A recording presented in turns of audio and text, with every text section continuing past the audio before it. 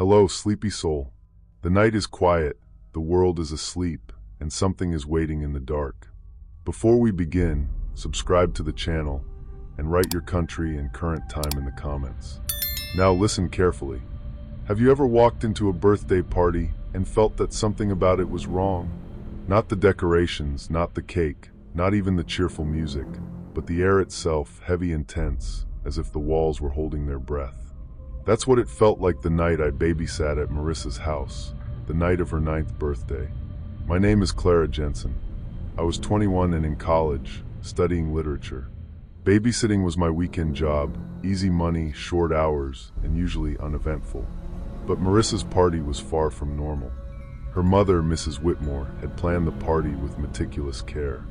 Every balloon was in perfect alignment. Every ribbon was precisely curled. The table settings matched the theme, pink and gold princess motifs, glittering in the soft overhead light. Guests arrived, bringing gifts, laughing and chatting. But the moment I stepped inside, I felt eyes on me. Not from the children, from the dolls. Rows of porcelain dolls lined the shelves along the walls. Each one dressed in miniature party clothes, hair perfectly curled, eyes painted to stare straight ahead. They weren't on tables, not casually placed. They were positioned deliberately, facing the center of the room. And they weren't just staring at the middle of the room. They were staring at Marissa. At first, I laughed to myself. Dolls are creepy sometimes. But there was a symmetry to them, a precision that made my stomach knot. Every few minutes, I noticed Marissa glancing at them, wide-eyed. She whispered something to her friend, and I strained to hear. "They're watching," she said. I dismissed it. I told myself she was just a little nervous about her party. After all, a 9-year-old with a spotlight on her birthday tends to notice everything. The first sign that something was off came when a balloon popped suddenly. Not the usual oops kind of pop, but a sharp, precise sound that made everyone flinch. The dolls seemed to pivot slightly, as though turning their heads toward Marissa. I froze, feeling my pulse spike. My hands trembled as I adjusted the cake plates. Mrs. Whitmore moved through the room gracefully, her smile broad, but her eyes were cold, calculating. "Everything must be perfect tonight," she said softly, brushing Marissa's hair. Her fingers lingered too long at the nape of her neck. I couldn't look away. The party carried on. Guests played games. Pin the tail, musical chairs, a treasure hunt. Marissa laughed, but occasionally she would glance over her shoulder at the dolls lining the walls. She kept telling me, "Don't touch them. Don't look too long." I told myself it was paranoia. I'm a babysitter. I'm supposed to calm children, not imagine horrors behind party decorations. Then the first guest disappeared. I noticed it when I went to fetch juice from the kitchen. I passed the living room and realized one of the kids playing hide and seek wasn't there. I asked the others, but they shrugged, pointing to the corner of the room. The spot was empty. Confused, I went around the house. No trace. When I returned, I froze. The dolls on the lowest shelf were holding hands, or it seemed like they were. One of them had the child's small party hat. I blinked, thinking I was imagining it. The hat wasn't there a moment ago. Mrs. Whitmore appeared silently behind me.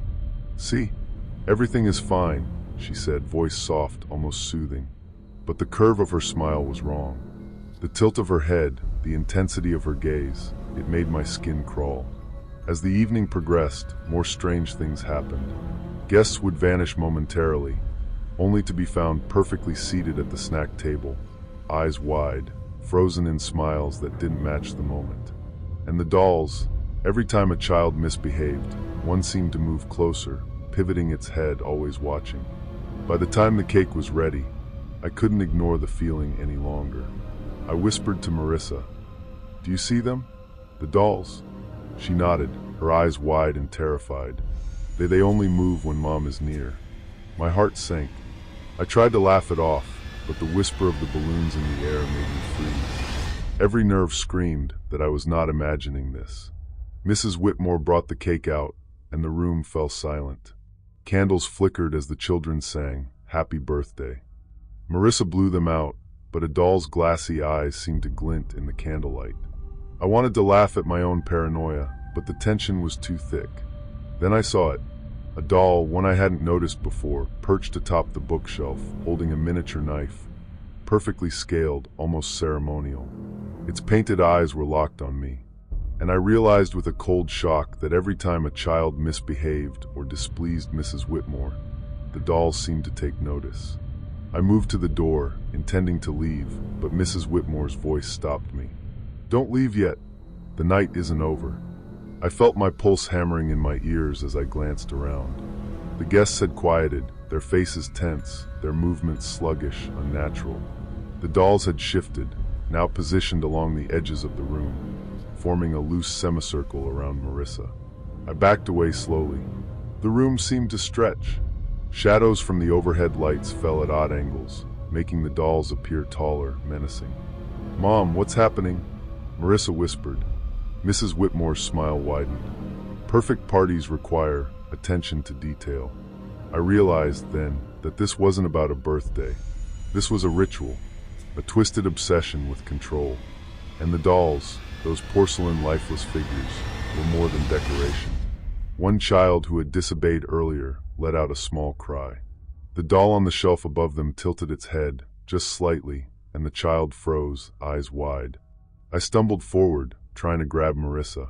The doll with the miniature knife was moving toward the edge of the shelf, the blade catching the candlelight. I could feel my hands trembling as I fumbled for the keys to the front door. Every second felt stretched, like time itself was conspiring against me. The dolls were no longer confined to shelves. They were everywhere in my peripheral vision, leaning, tilting, always watching. I lunged for Marissa, but Mrs. Whitmore blocked me, a hand pressing firmly to my chest. "You shouldn't interfere," she whispered. Her breath smelled faintly of roses, but her tone carried ice. I shoved her aside and bolted for the door, dragging Marissa with me. Behind us, the sound of porcelain scraping against wood echoed through the room. I didn't look back, not once. Outside, the night air hit me like a wall. I ran to my car, gasping for breath, the party fading behind me. But the images burned into my mind. The dolls, the knife, the smiles that weren't human. The way Mrs. Whitmore's eyes seemed to follow me even as I sped away. Even after I escaped, even with the safety of the streetlights behind me, a small, cold part of me couldn't stop replaying the faces I'd seen through the window. The calm, empty eyes of the dolls that didn't blink, and the mother who had smiled too long. I never babysat for her again. And every time I see a porcelain doll, arranged neatly on a shelf, I think of that night. Sometimes the scariest part isn't what happened. It's knowing that someone out there thinks perfection is worth far more than life, and that obsession can take a form you never expect, even in something as innocent as a birthday party. You'd think dolls are harmless, right? But sometimes, the people who love you the most are the ones you should fear the most. And sometimes, the perfect celebration has a price no one should ever pay. Story 2. Do you ever get the feeling that someone is watching you, even when you're alone? Not just glances in passing or shadows in the corner of a room, but a quiet, constant awareness, like the air itself is waiting for you to move wrong. That's what happened to me, and I wish I could forget it. My name is Claire. I was 15 when it began, living with my mother in a small suburban house in upstate New York. Life was normal, or as normal as it gets when you're a teenager trying to navigate school, homework, and the endless routine of chores. My mom worked from home most days, which I usually liked. She'd be in her office, headphones on, typing or on calls, while I did my homework or watched TV. Ordinary, safe, familiar, but I started noticing small things that didn't make sense. At first, it was subtle. The way she would suddenly appear behind me when I was brushing my hair in front of the mirror, even though I could have sworn she was in her office 5 minutes ago. Or the way she lingered in reflections, watching me from the living room window as I moved through the kitchen. I told myself it was nothing. Maybe I was imagining it. Team paranoia, I said. Then one night, everything changed. It was late summer, the windows open, the smell of warm grass and the distant hum of cicadas filling the house. I'd just finished a homework assignment and was putting my books away when I heard the bedroom closet door click. That was odd. The closet door doesn't usually make that sound. Then I heard mumbling. quiet, almost a whisper from inside the closet. "Honey, you have to stay safe from the world," my mom said, voice low, almost frantic. I froze. That was impossible. She shouldn't be in the closet. I stepped closer, peering through the slightly ajar door. "Mom," I whispered. The muttering stopped, and then the door swung shut, locking itself with a soft click. I pounded on the door. "Mom, open up." My heart sank into my stomach as the door held fast. I realized I was completely alone. My mother, my protector, was inside, and I had no way out. I retreated, breathing hard, trying to rationalize it. Maybe she had a panic attack. Maybe she was playing a twisted game I didn't understand. But the unease dug in. That night, I couldn't sleep. Every creak, every whisper of wind against the windows sounded like her voice repeating the same phrase. "Keeping you safe from the world." The next evening, I resolved to check the closet again. I waited until she left the house under the pretense of running errands. My pulse throbbed in my ears as I inserted a small screwdriver I'd found in the junk drawer. The lock gave way with a quiet snap. Inside, it wasn't the closet I knew. The walls had shifted, stretching wider than the physical dimensions should allow. There was a small, dimly lit room beyond, lined with photographs, hundreds of them, covering every inch of wall space. And each one was of me. Every age, every stage of life, from newborn to now. Every smile, every frown, every private moment I'd thought was unseen. I stumbled back, nauseous. I had no memory of these photos being taken. My mother wasn't here. Not in the room, not in the house. Just the photographs, staring at me, cataloging me, knowing me in ways I couldn't comprehend. I felt something brush my shoulder. I spun, half expecting my mom to be there, but no one was. Yet the air felt heavy, tense, as if the room itself were alive, watching, judging. I realized then that it had always been this way. The whispers, the reflections, the way I felt observed. Even in ordinary moments, it wasn't paranoia. It was preparation. Over the following weeks, I became obsessed with the closet. Each night I'd sneak in, check the room, study the photographs. The room seemed to shift, just subtly enough to make me feel disoriented. Sometimes the shelves moved, sometimes the lighting changed, throwing strange shadows across the walls. I felt trapped in a loop, a place that existed outside the normal rules of space and time. I confronted my mother once. "Mom, why are you taking these pictures?" I asked, voice trembling. She smiled, calm but hollow. "I'm keeping you safe. You don't understand." I wanted to laugh at my own paranoia, but the whisper of footsteps from the hallway made me freeze, every nerve screaming that I was not imagining this. One night, when curiosity and fear collided, I stayed in the closet longer than usual. That's when I noticed something in the shadows, a figure that wasn't me, yet moved like me. A reflection of my own body, mimicking me, only it was distorted, like a memory twisted. I backed away, stumbling over the floorboards, and the figure froze. Then, in a voice eerily like my mother's, it whispered, "Asterisk, keeping you safe from the world." Asterisk. I ran. I bolted down the hallway, out into the kitchen, and slammed the back door open. The night air never smelled sweeter. I called my best friend, crying, trying to explain. She didn't understand. Nobody would. And that was part of it, the isolation, the secrecy. I started avoiding mirrors, shadows, any reflective surface. I couldn't look at my own face without feeling observed. Every time I heard a soft muttering behind a door, or the click of a lock, my heart raced. The house had become a predator, and I was both the prey and the proof of its control. Weeks later, I moved out, convinced that distance would sever the connection. But even now, years later, I catch glimpses and reflections, on subway windows, in polished elevator doors, and my skin crawls.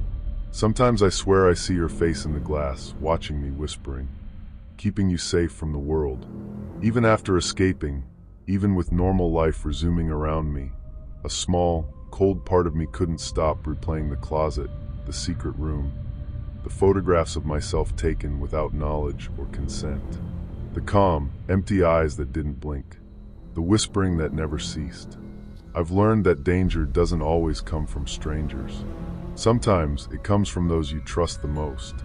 People like that don't need a reason. They just need an opportunity. And if your gut tells you something is wrong, listen. It might be the only thing keeping you alive. Because some closets are never empty. Story 3. Have you ever had that uneasy feeling? The one that crawls up your spine when something just doesn't sit right, even in a place that's supposed to be safe? That's exactly how I felt the first night I babysat for little Lily Harper. My name's Megan. I was 23 at the time, and I had done plenty of babysitting jobs in my neighborhood. Usually it was easy. Feed the kids, read a story, tuck them in, watch a little TV, and be out by midnight. But that night was different. I arrived around 6:30. The Harper's house looked ordinary, quiet, and well-kept. A small 2-story home on a cul-de-sac, soft yellow lights glowing through the windows, the smell of dinner drifting faintly through the air. Mrs. Harper greeted me at the door, smiling but with a tension I didn't notice at first. "Thanks for coming," she said. "I'll be back by 10. Lily's bedtime is usually around 9, but..." She hesitated. "There's a new rule now. I lock the nursery at night. Just for safety, you understand." I nodded. "Of course, Mrs. Harper. Safety first." She opened the nursery door for me, and I peeked inside. Soft pastel walls, stuffed animals neatly arranged, a crib in the center. Nothing unusual, really. But as she closed it behind me, she lingered for a moment, her hand on the knob. "She's protected in there," she said softly. "It's better this way." I didn't question it. Parents often had odd rules. I set down my bag, checked the baby monitor, and started helping Lily with her coloring. At first, everything seemed normal. She giggled as she scribbled with crayons, babbled at her toys, and I hummed along with her. But then, around 7:30, I heard it, soft scratching against the inside of the nursery door. I froze. "Lily?" I asked, walking closer to the door. The monitor static crackled slightly. There was a whisper, faint but deliberate. "Megan." My heart thumped. I stepped back, telling myself it was just imagination. Babies often babble, and maybe the monitor picked up the wrong frequency. I forced a laugh. "Okay, maybe the baby monitor is acting up," I muttered to myself. But then it happened again. Scratches, faint at first, almost like fingernails raking against wood. And the whisper, clearer this time. "Megan, come." I pressed my ear against the door. The sound was real. Definitely real. Something, or someone, was trying to communicate. I backed away, unsure what to do. I checked the monitor and the hallway outside. Empty. The house was still. Everything looked normal. Around 8, I called Mrs. Harper from the hallway. "Mrs. Harper?" I said, voice shaky. The nursery, the door. I hear scratching." Her voice was calm, almost too calm. "Yes, I know. That's why it's locked. Don't worry about it. She's protected from herself." I frowned. "Protected from herself?"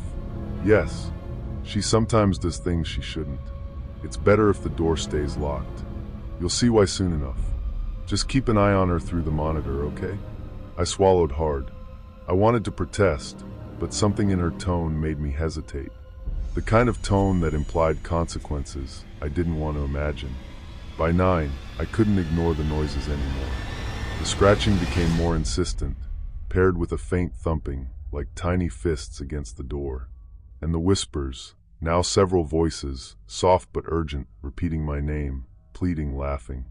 I tried to open the nursery door. Locked. No key. "Mrs. Harper, please let me in," I called. Her footsteps echoed from the living room. "No, I told you. She's protected from herself. Please, Megan, trust me." I stepped back, hands trembling. The sound from inside, the scratching, the whispers, intensified. It was as if the nursery itself was alive, reaching out. I remember pacing the hallway, my eyes darting to every shadow. I wanted to laugh at my own paranoia, but the whisper of fingernails dragging against wood made me freeze, every nerve screaming that I was not imagining this. Around 9:30, the baby monitor crackled again. But this time, the voice wasn't Lily's. It was low, childish, and chilling. "I want to come out.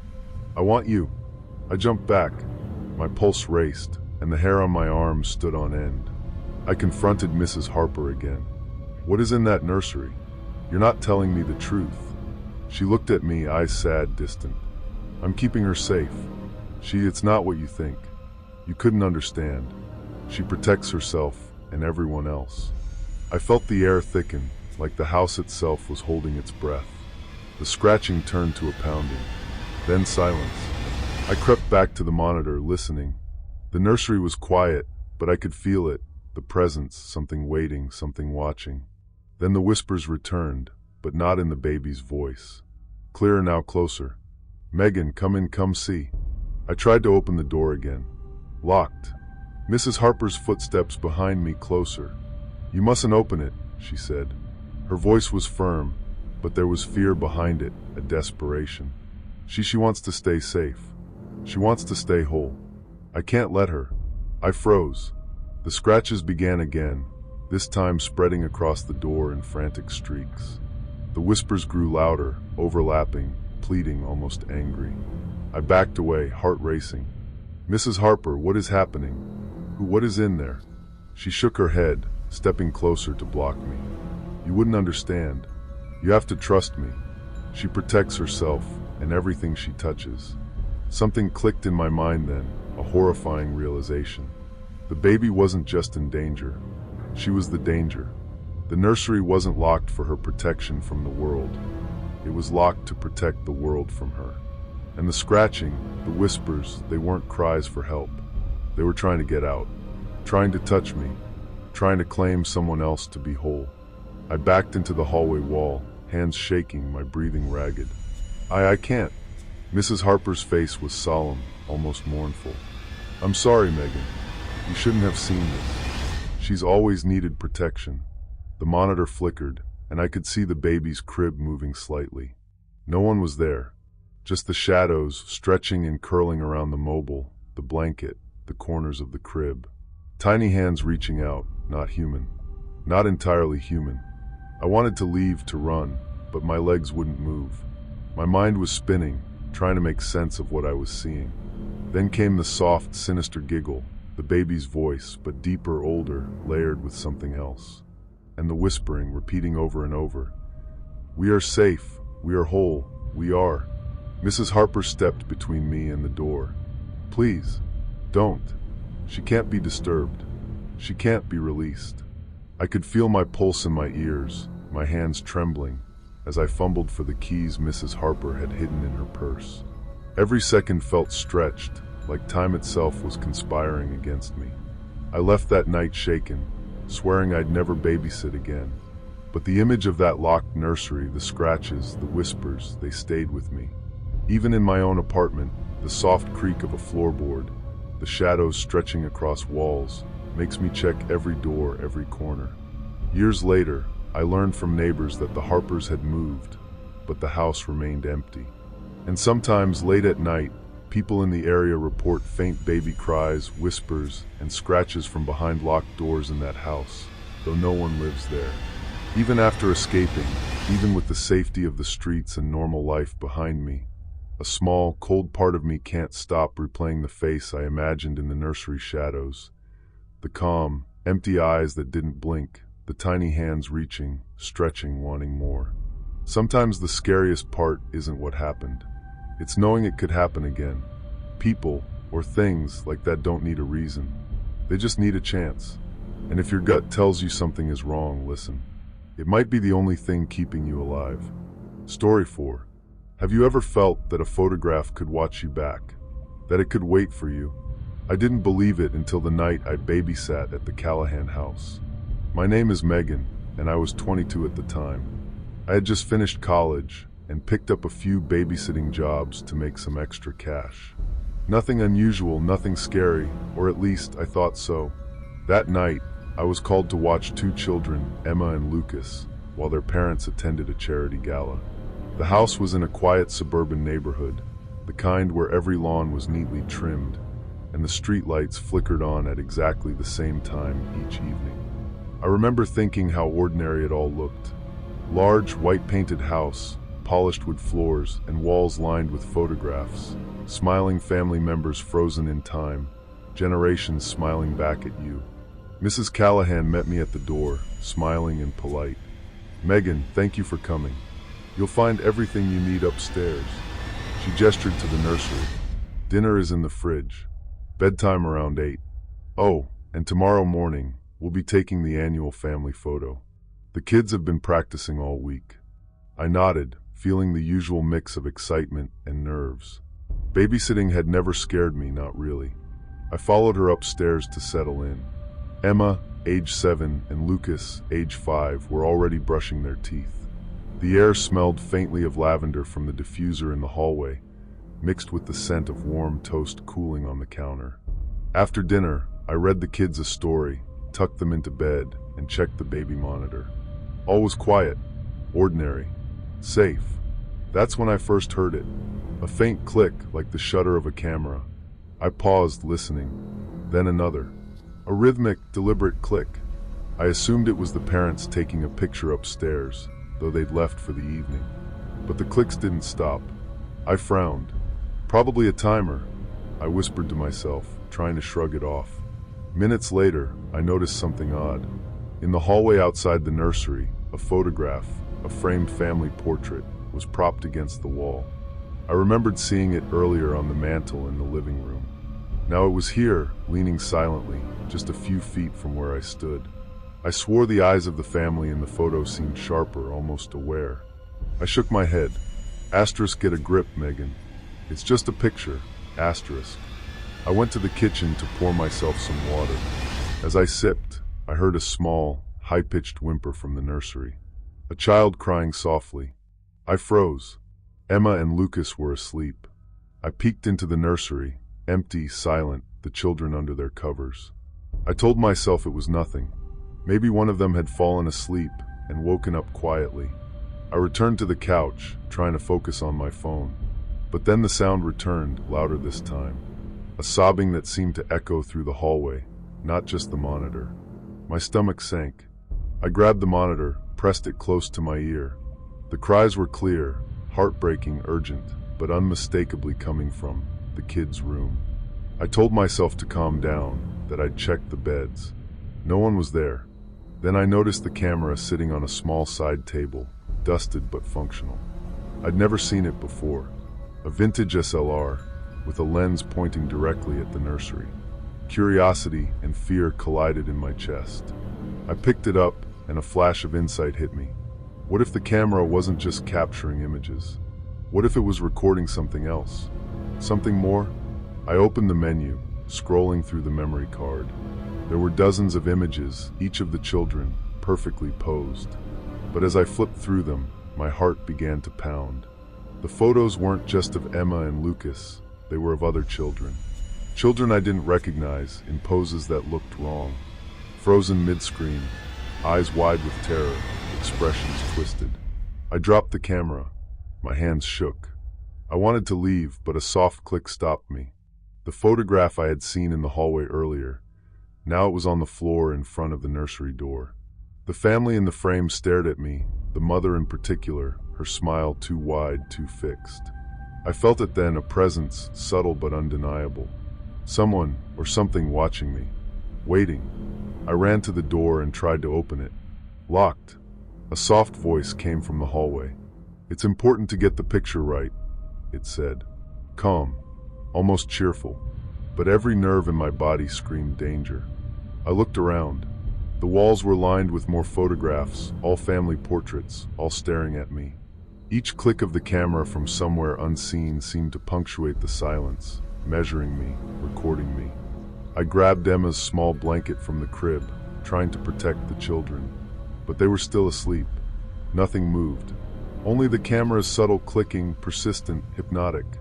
I realized then the truth. The mother wasn't taking pictures for memories. She was using them, using the camera.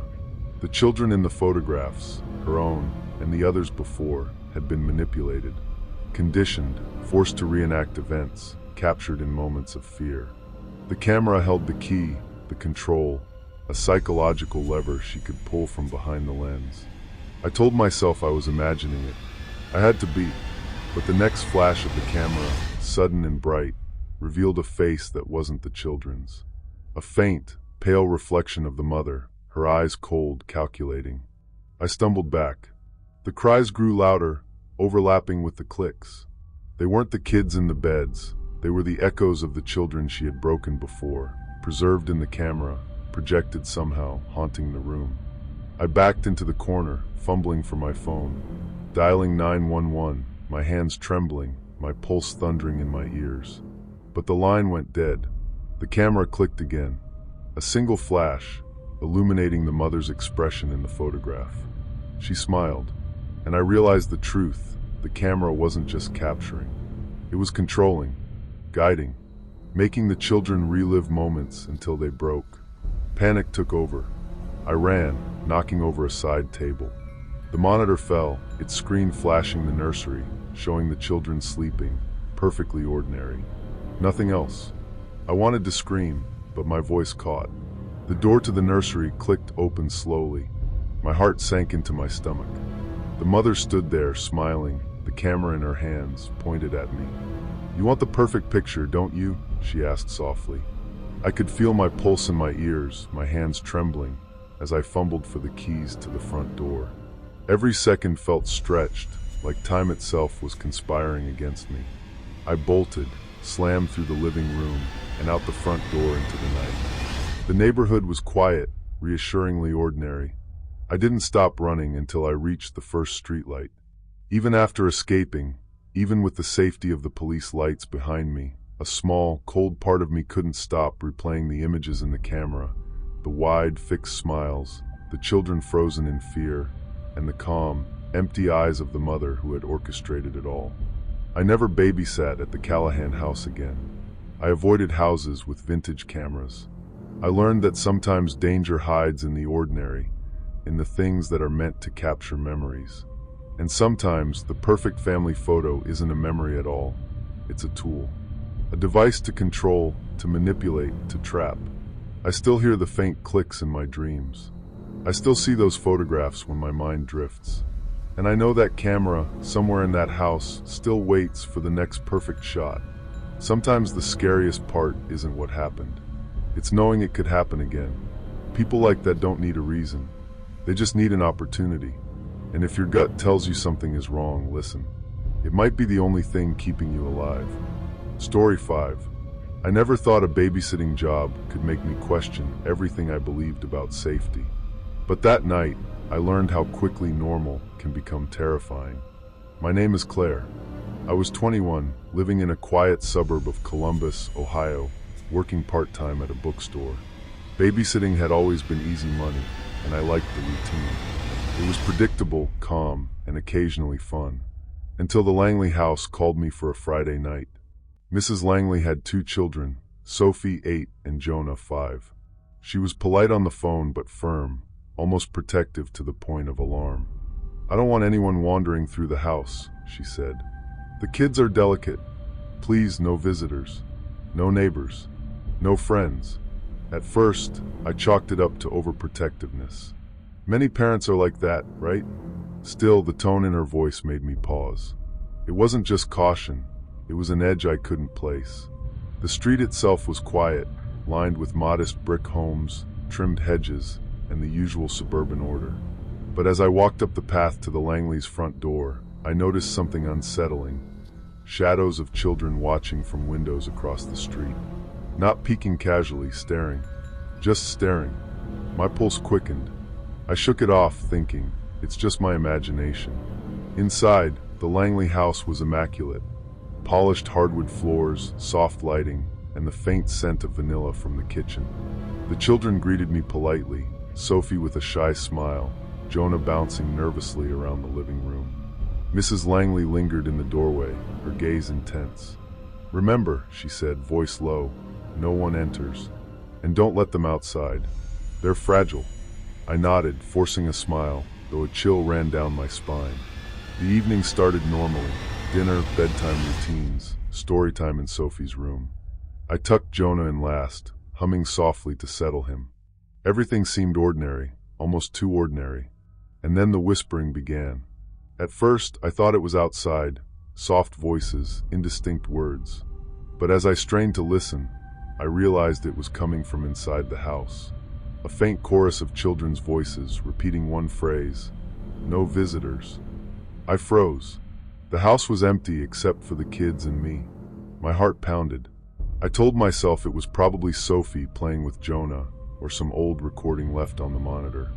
I tried to laugh it off, but the whispering continued, growing clearer. No visitors. No one comes in. I left the children's room and cautiously walked to the living room. The soft hum of the refrigerator, the ticking clock, everything else seemed normal. But then I heard it, a knock at the front door.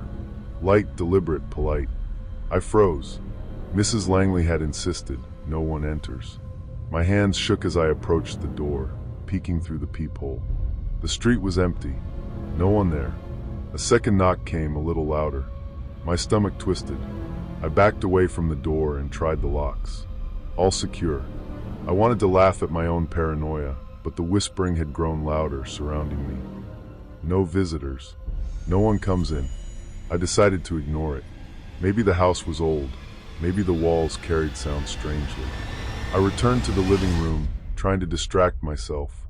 That's when I noticed the first real warning. Footprints in the hallway carpet. Small, childlike, leading toward the back of the house. But Jonah and Sophie had been asleep the whole time.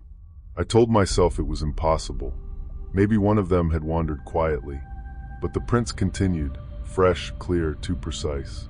They stopped at the kitchen door. I stepped closer and froze. On the kitchen counter was a small note, written in neat, childish handwriting. She watches. She knows. My heart sank into my stomach. I backed away, fumbling for my phone. No signal. Dead. Then I heard movement upstairs. Slow, careful steps. I raced to the stairway and peered upward. Nothing. But the footsteps continued, descending softly. A shadow appeared at the top of the stairs. Tall, thin. Not a child, not a parent, something in between. Watching me. Its eyes glinted in the dim light, and I realized with a jolt that the shadow wasn't moving naturally. It shifted, almost fluidly, like a predator testing the air. I bolted toward the front door. Locked. Tried the back door. Locked. All the windows locked. My hands trembled as panic set in. I ran back into the living room, grabbing the lamp and holding it high, my breath ragged. The shadow moved closer. Whispering voices filled the room, dozens of them now, all chanting the same phrase. No visitors. She protects them. Don't come near. I realized then, Mrs. Langley's warnings weren't overprotectiveness. They were a threat. She believed the outside world, people like me, were actively trying to take her children. And she had prepared the house, and maybe herself, to punish anyone who tried. I had to escape. I ran upstairs toward the children's rooms, thinking I could grab Jonah and Sophie and run. But the doors were bolted from the outside. Locked. I pounded on them, screaming. No response. Then the lights went out. Darkness filled the house. Only the faint moonlight through the curtains illuminated the shadowed corners. The whispers became a roar, a chorus echoing off the walls. No visitors. No one leaves. I scrambled to the attic, hoping to find another exit. The floorboards creaked beneath me, betraying my movements. At the top, I found a small trapdoor to the roof. Rusted, heavy, but it was my only chance.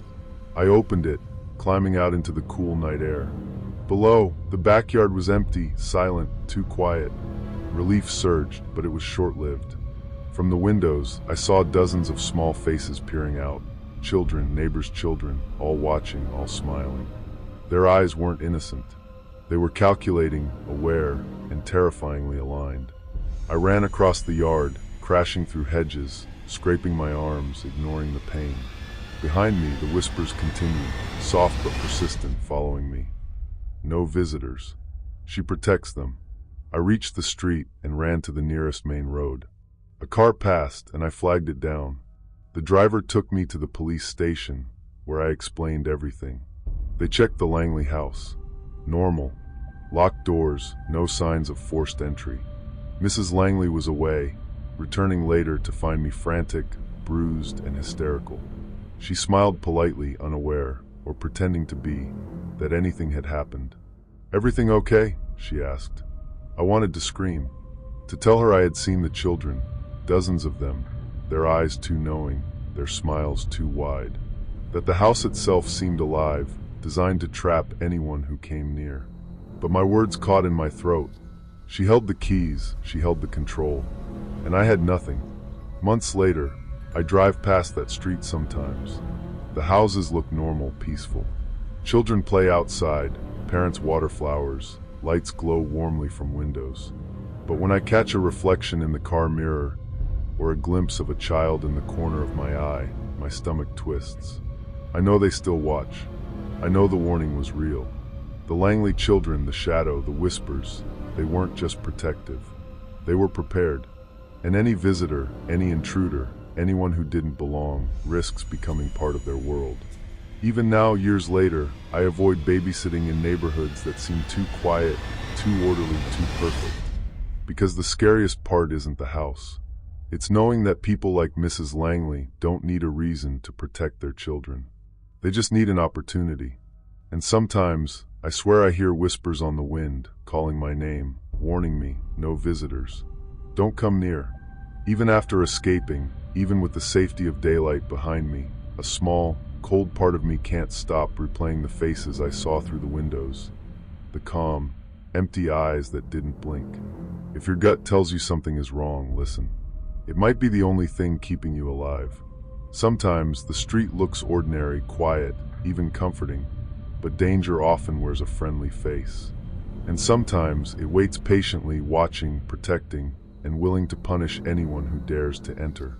I learned that night, the hard way, some homes are traps, and some mothers are monsters in disguise.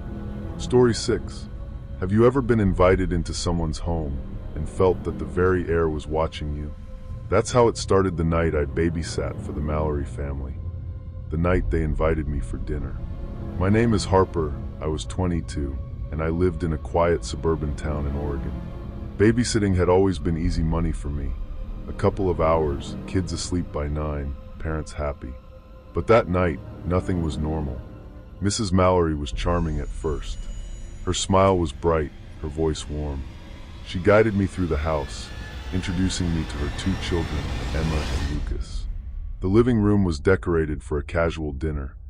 Candles in ornate holders, flowers arranged perfectly, a table set with china and silverware that gleamed under the soft chandelier light.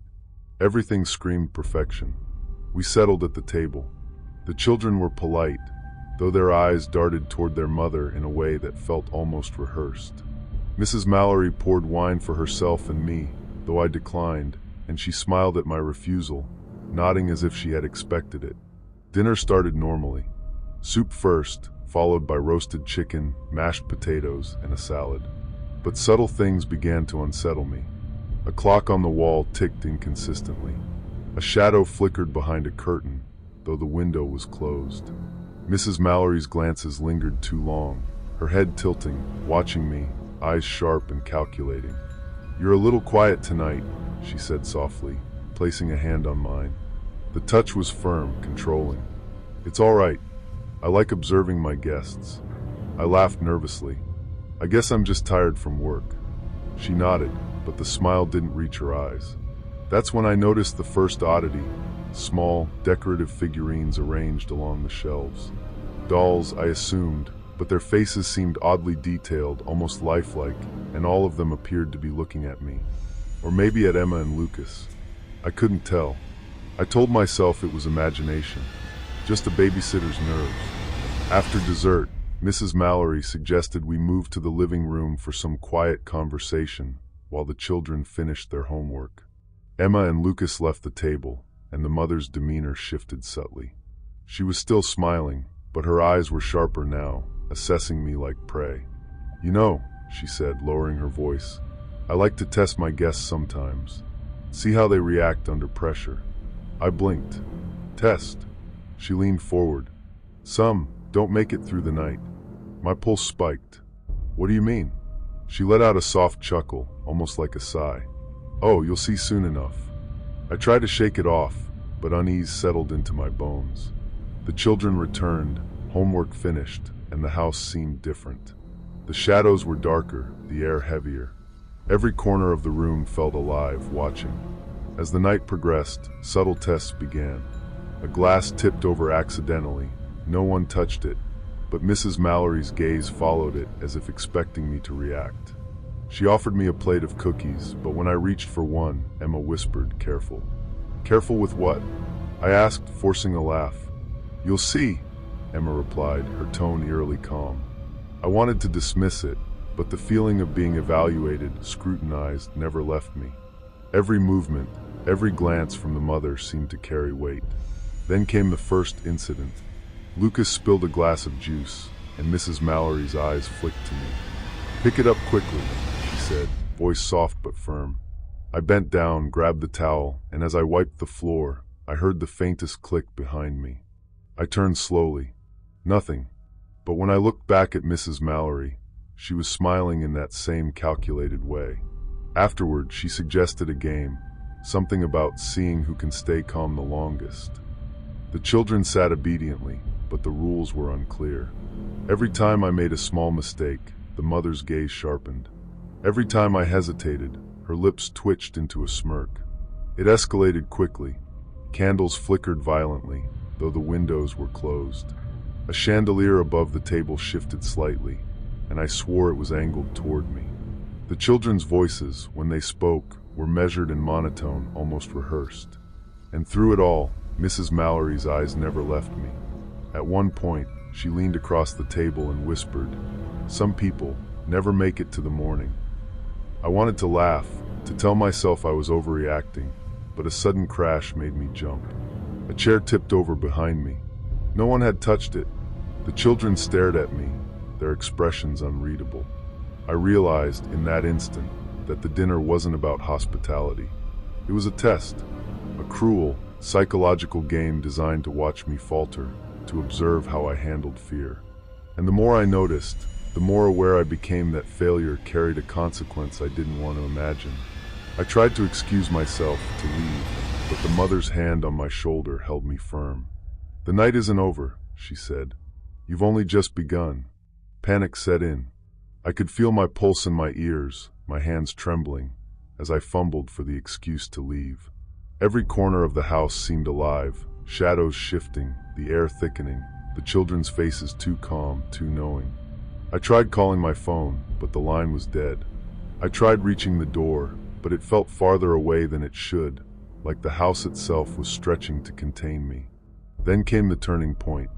The mother stood and walked slowly around the table, circling me, her eyes locked on mine. She gestured to the children. "Watch closely. Observe what happens when someone falters." Emma and Lucas sat perfectly still, eyes locked on me, and in that moment, I understood. The children weren't just witnesses. They were participants, observers trained to ensure I passed or failed. I stumbled backward. My heart raced, and I realized I was trapped in a calculated environment. The mother's gaze was a predator's. The candles flickered, and every shadow seemed to twitch. Every second felt stretched, like time itself was conspiring against me. I could see now what the dinner was, a test. And failure, I feared, had a price. I gathered my courage and bolted for the door. The mother called my name, soft and chilling, but I didn't look back. The hallway seemed endless. The walls whispered with a faint creak, and I imagined the children following silently, their eyes empty and knowing. I threw the door open and ran into the night, gasping for breath. The air outside hit me like a wall. I didn't stop until I reached my car. My hands shook violently as I started the engine. Even after escaping, even with the streetlights behind me, a small, cold part of me couldn't stop replaying the faces I'd seen in that house. The mother's calm, empty eyes, and the children's emotionless, observing expressions. I never babysat for the Mallory family again. I moved my shifts around, avoided night jobs, and every time I see a perfectly set table or perfectly arranged room, my stomach knots. Sometimes the scariest part isn't what happened. It's knowing that someone could invite you in, smile at you, and watch you fall apart, all for the pleasure of seeing how long you can survive. And sometimes, the person who seems most charming is the one who has been planning your terror all along. Story 7. Have you ever walked into a house and felt a chill, even when everything looked normal? That's what happened the first time I babysat for the Andersons. My name's Kara. I was 17 then, just trying to make a little money before college, and I had no idea that night would change the way I look at mirrors forever. The Andersons' house was big, older, in a quiet suburban street outside Portland. Brick walls, black shutters, a driveway long enough for 3 cars. It looked ordinary, welcoming even, but when I stepped inside, I noticed the air was almost too still, like the house itself was holding its breath. Mrs. Anderson greeted me with a warm smile. "Kara, thank you for coming. Just make sure the kids don't spend too much time in front of the mirrors. They can be sensitive." I laughed nervously. "Sensitive? Like scared?" She shook her head, looking serious. "It's nothing. Just rules we've always had. Please, no arguing. It's for their own safety." The kids were adorable. 6-year-old Lily and 4-year-old Max, bright eyes, laughing, full of energy. I put their pajamas on, read a story, tucked them in. Everything felt normal. I told myself Mrs. Anderson was just being cautious. Parents are weird like that sometimes. But then it started. While folding laundry in the hallway, I caught a flash of movement in the living room mirror. I froze. At first, I thought it was my reflection. But then I noticed my reflection was smiling, just a little too wide, just a little too long, and I wasn't smiling. I shook my head, laughed at myself, told myself it was fatigue. Teen paranoia. Nothing. Later, Lily came out of her room, holding a small toy. She peeked at the mirror in the hallway. "Kara," she whispered. I glanced at the reflection. My mom's image was there, standing behind me, though she wasn't. Her reflection's lips moved, whispering something, but the sound didn't come through the air. My heart pounded. "Mom's not here," I said. Lily nodded, her small hand gripping mine. I went to check the mirror later that night. Alone. The reflection moved independently. It leaned closer, head tilting, eyes locking with mine in a way no reflection should. I wanted to laugh at my own paranoia, but the whisper of footsteps from the hallway made me freeze, every nerve screaming that I was not imagining this. I backed away slowly. The reflection's lips moved again. Words formed, clear, silent. Asterisk, she will see. She will know. Asterisk. I ran into the kitchen, shaking. Tried calling the Andersons. No answer. My phone felt suddenly heavy in my hand, as if the house itself was weighing it down. I thought about leaving, but the kids were asleep. I couldn't. I kept checking the mirrors in the rooms. The reflections followed me, always slightly off, always watching. Then, around midnight, I heard the soft creak of the hallway floorboards outside the kids' rooms. My pulse throbbed in my ears. I peeked around the corner. Mrs. Anderson was standing there, but she wasn't. Her reflection moved in the mirror behind her, smiling wide, whispering, though she remained silent. I swallowed hard, my hands trembling. I fumbled for the keys to the door. Every second stretched, like time itself was conspiring against me. I realized then that the house fed on fear.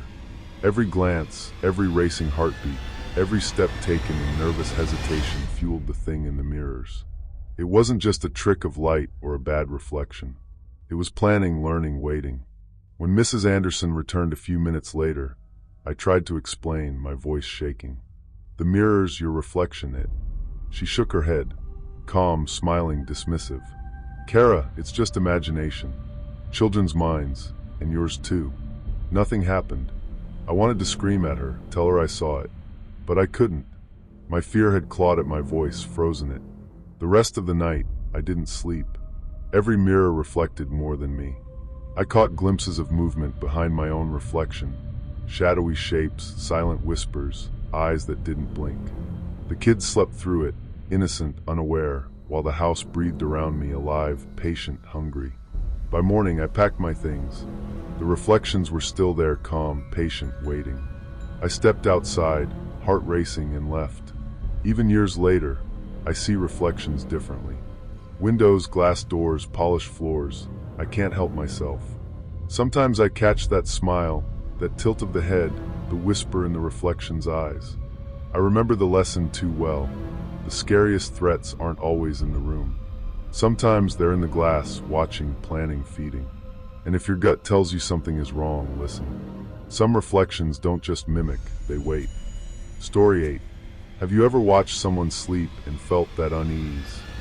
You know, the kind that whispers in your chest that something isn't right?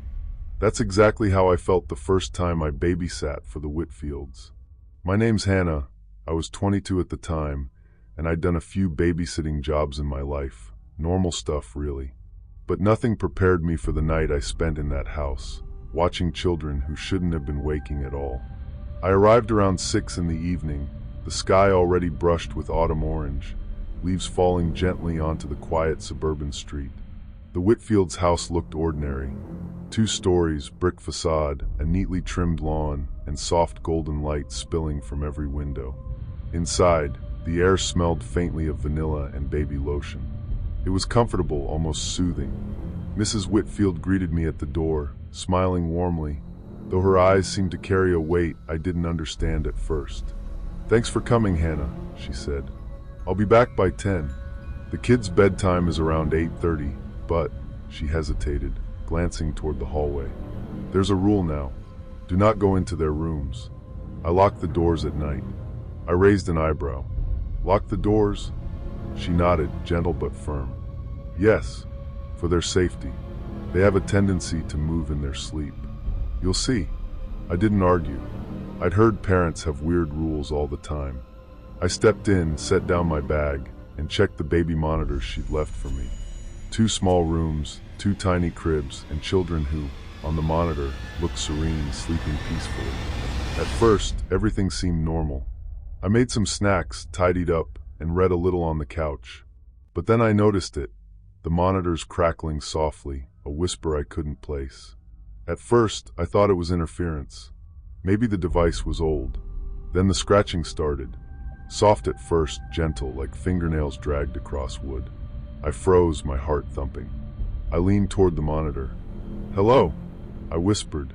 "Nothing but faint static." I told myself it was nothing.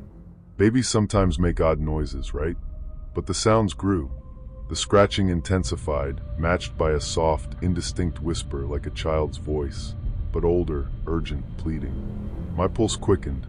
I approached the hallway, peering at the locked doors. The scratches were coming from the nursery, the same one Mrs. Whitfield had insisted I never enter. I pressed my hand to the door. Tiny grooves marked the wood, deep enough to leave my fingers tingling. I called Mrs. Whitfield from the kitchen. "Mrs. Whitfield, I hear scratching." "Should I?" "Do not open the doors," she said sharply. "I mean it. You don't understand. They're safe. That's what matters." "Safe," I repeated, heart racing. "From what?" Her eyes flickered with something I couldn't place. Fear, guilt, something darker. "From themselves, from time, from the world. Just please, Hannah, trust me." I backed away, feeling my knees weaken. The whispers now weren't random. They were calling my name, repeating it softly, insistently. I tried to leave the house, but my hands trembled too violently to grip the doorknob. Every instinct screamed at me to run. Every second felt stretched, like the house itself was holding me there, waiting. Around 8, I sat on the couch, pretending to watch TV while glancing at the monitors. The twins, Amelia and Henry, lay perfectly still in their cribs, but something was off. They didn't seem to age. Not just that, but their breathing, the faint movements, the way their tiny hands curled, unnatural, unchanging. I glanced at the clock. The same monitors, the same children, the same positions I'd checked an hour before. And the whispers, soft, urging, continued. I tried confronting Mrs. Whitfield again. They haven't moved. They haven't aged. This doesn't seem right." She came over, placing a firm hand on my shoulder. Her eyes were wide, desperate. "You don't understand, Hannah. They're frozen. Stopped. I've kept them this way. For their safety. For everyone's safety." "What do you mean frozen?" "They're trapped in stasis," she whispered. "I can't let them grow, not fully. Something dark feeds on them if they're left to live a normal life. I'm protecting them, and I'm protecting you." I stumbled back, the weight of her words pressing down on me. The scratching on the nursery doors intensified, frantic now. And then the whispers joined with the children's breathing, soft and synchronized, almost chanting, "Safe, safe, safe." I realized with horror that the children weren't just in danger, they were the danger. Their frozen, suspended state was a lure, a tether, keeping something alive in the shadows of that house. And Mrs. Whitfield's obsession, her constant monitoring, her refusal to let anyone else near, was feeding it. I tried to argue, to take the children, to leave, but the house seemed to resist. Doors that should have opened jammed. The monitors flickered, showing images of the children's cribs, as if moving in time I couldn't perceive. My hands shook violently as I fumbled for my phone, only to see the battery die instantly, leaving me in silence and darkness. My mind raced. I wanted to laugh at my own paranoia, but the whisper of footsteps from the hallway made me freeze. Every nerve screamed that I was not imagining this. By 9:30, the scratching became pounding. The children's soft breaths turned into low, unnatural hums, almost melodic, like a heartbeat amplified in the room. I pressed my ears to the monitor and heard it clearly. "Stay, stay." I backed into the living room wall, trying to comprehend. The nursery doors, locked by the mother, groaned as if under pressure. Something inside was trying to escape, or perhaps to call me in. Mrs. Whitfield approached, her face pale, eyes wide. "I can't let you open them. Not now. Not ever. You don't know what it would do." I can't just stand here." I shouted. "There's something is wrong. They're alive. They're alive," she said, voice trembling. "But not in the way you think. They are suspended. Protected. I've fed them. Their stasis needs nourishment, and that nourishment comes from me, from the focus of attention, from fear, from watching, from keeping them separate from the world. You watching, you're part of it now." I stumbled back. My heart pounded. Every instinct screamed to run, but the fear was immobilizing. The pounding on the doors became urgent, almost desperate. "Asterisco come, asterisco." Suddenly, the cribs on the monitors appeared to shift. Not physically, but the shadows inside seemed to stretch, reaching outward.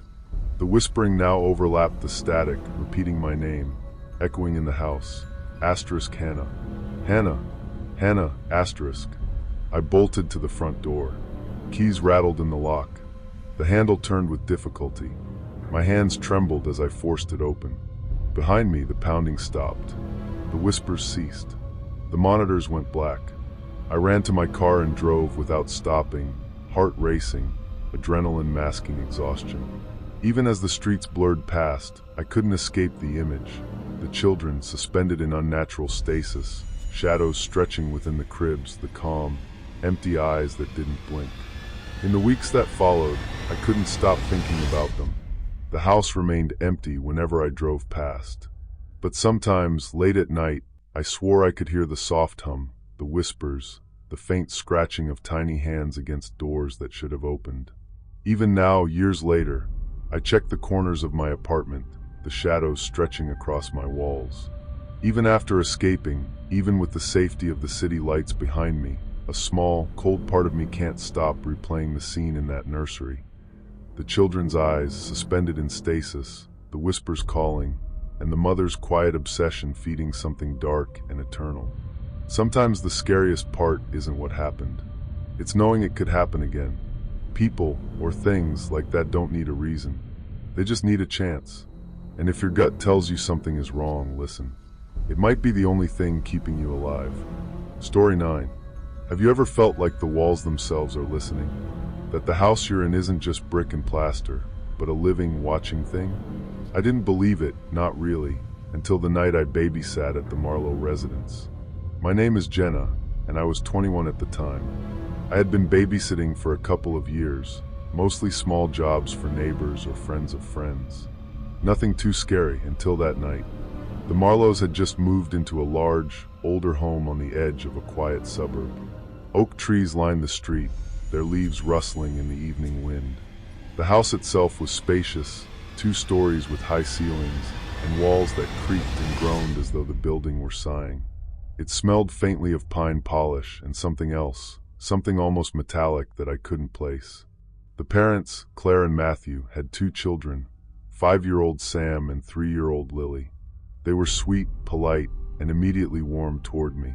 They showed me the usual: bedrooms, emergency contacts, and the kitchen. Claire smiled a little tightly when she said, "The house is new to us, but it's safe.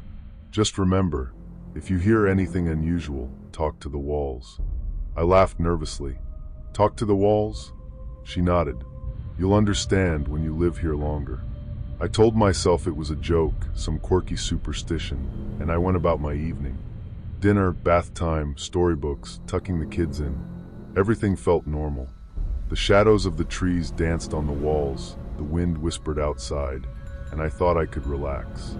Then it began. A soft murmur from upstairs. Not Lily or Sam, not the usual cries of children, but a quiet, almost deliberate whisper. I froze in the hallway, heart thumping. "Probably the wind," I whispered to myself. But then I heard it again, clearer this time. A woman's voice, soft, melodic, commanding in a low tone, almost a chant. "She'll listen, protect." I told myself I was imagining it. The house was old, the walls thin. I went upstairs to check on the kids. They slept peacefully. Nothing else. I shook my head and went back downstairs. Hours passed.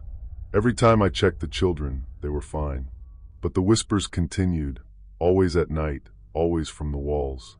I began noticing Sam and Lily repeating phrases I hadn't taught them, soft commands, words in a rhythm, like they were reciting something memorized. "Protect," Sam whispered once, eyes wide and serious. "Listen to the walls," Lily echoed, clutching her blanket. I tried to shrug it off, thinking it was playful imagination. But I couldn't shake the feeling that the house was alive, that the words weren't coming from the children, but from somewhere else. I started keeping a notebook, writing down everything I heard. The phrases repeated nightly. "Protect, obey, don't let harm enter, listen." The cadence was hypnotic. I tried asking Claire about it, casually. "Oh, that," she said one evening when I brought it up. "The walls talk to us. They've always been part of this home. You'll get used to it." I told myself it was harmless, maybe some old family tradition. But the unease in my chest grew each night. I couldn't sleep properly, kept imagining shadows moving just beyond my vision, whispering, judging. One night, around midnight, I was reading in the living room when I heard a low, deliberate knock from Lily's room. I froze. The children were asleep, the monitor silent. I tiptoed to the nursery door. It was slightly ajar. The whispering grew louder, closer. I held my breath, stepping inside. The walls seemed to ripple with sound, a low chorus of voices speaking at once. And then I saw it, Claire, standing by the crib, her hands gently raised toward the wall. She was speaking softly, the children repeating her words, eyes fixed on the plaster as though someone behind it were listening. "Protect them," Claire said. "Do not let them be harmed." I wanted to laugh at my own paranoia, but the whisper of footsteps from the hallway made me freeze. Every nerve screamed that I was not imagining this. I backed out slowly, heart racing, and knocked gently on the door. "Claire?" I whispered. "Are you okay?" She turned, smiling warmly. "Of course. Everything is fine. The walls just help us keep the children safe." I nodded, though my stomach churned. The children's eyes were wide, repeating words I hadn't taught them. Something in me told me it wasn't protection, it was control. Over the next few nights, I began noticing patterns. The walls responded to Claire's voice. The children obeyed instructions without hesitation, even when told to do things that frightened them slightly. Go to certain corners, repeat phrases while staring at the ceiling, remain perfectly still for long stretches. The house felt like a living organism, with Claire as its conductor. One evening, I found a small, hidden panel behind a bookcase in the hallway. The children weren't aware of it. I peeked inside, and my stomach dropped. Wires, small speakers, and carved symbols lined the interior. The walls weren't just walls, they were a system, a network. The whispers, the commands, all transmitted through this mechanism. I realized then that Claire hadn't just talked to the walls. She had made a deal with something malevolent, something that had latched onto the house and used the walls as its conduit. And the children were the cost. My heart sank into my stomach as the door clicked shut behind me, and I realized I was completely alone. Someone was watching, and I had no way out. I tried confronting Claire the next day, subtly. You really believe the walls help the children?" I asked. She smiled, serene. "I've done what's necessary. They are safe, protected. You'll see someday you'll understand." But I couldn't.